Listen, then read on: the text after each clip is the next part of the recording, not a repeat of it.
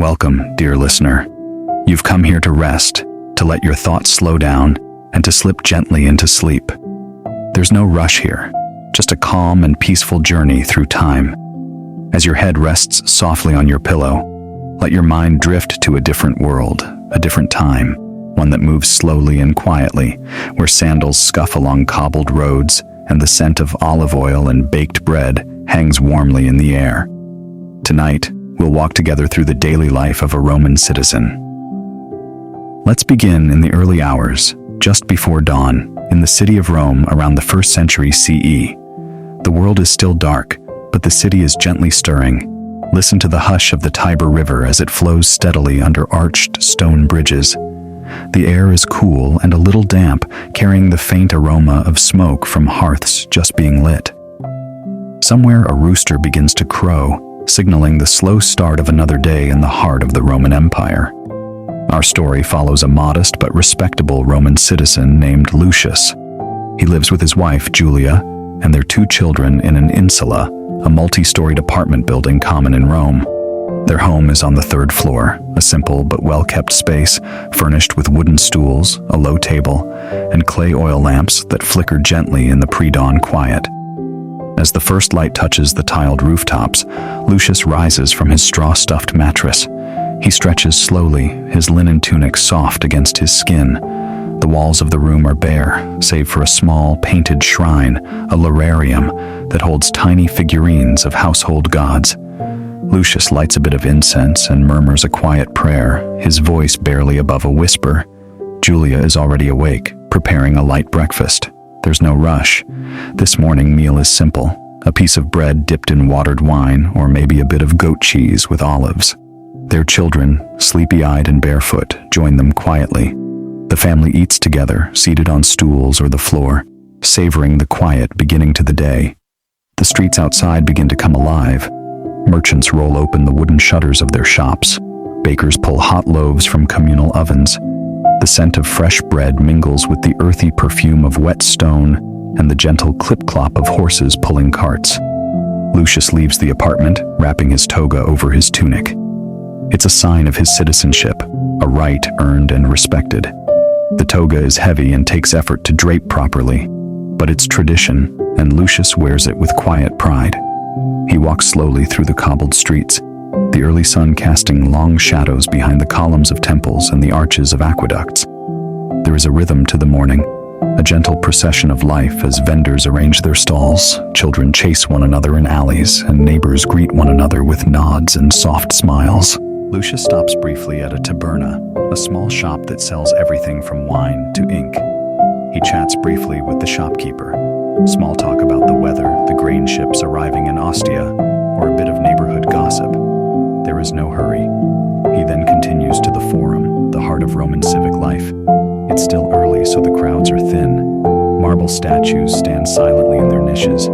Pigeons flutter from roof to roof. Lucius takes a moment to sit on a stone bench and watch the world go by. The day unfolds in a slow, measured way.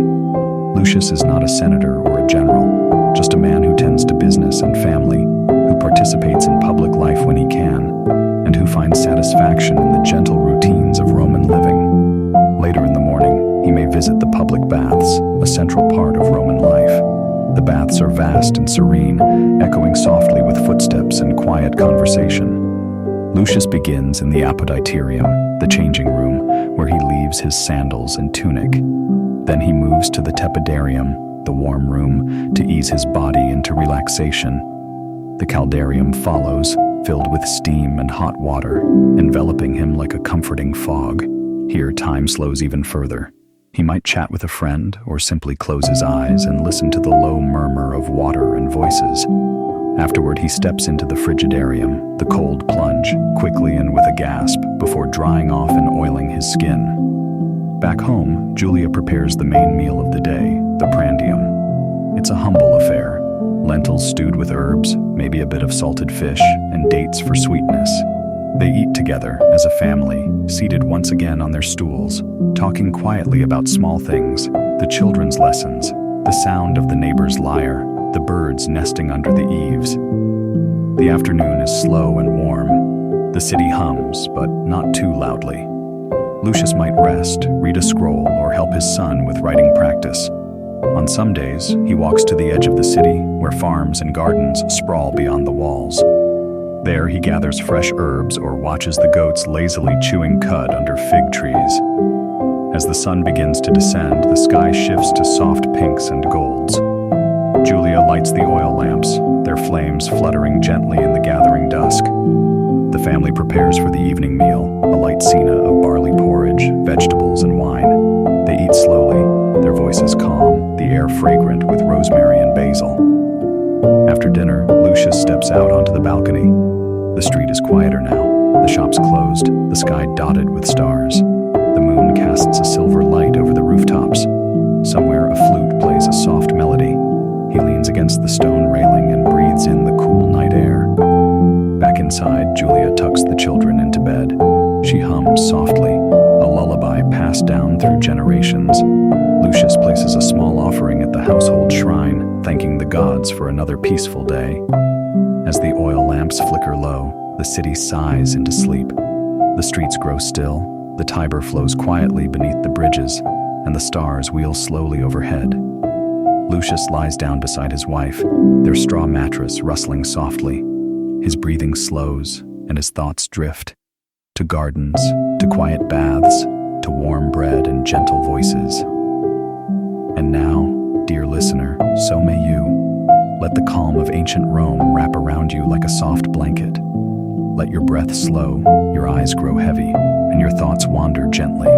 You're safe here, in a world long gone but peaceful still. A world of stone and olive trees, of market stalls and whispered prayers, of family, of quiet routines, and of calm, unhurried days. Good night, and sleep well.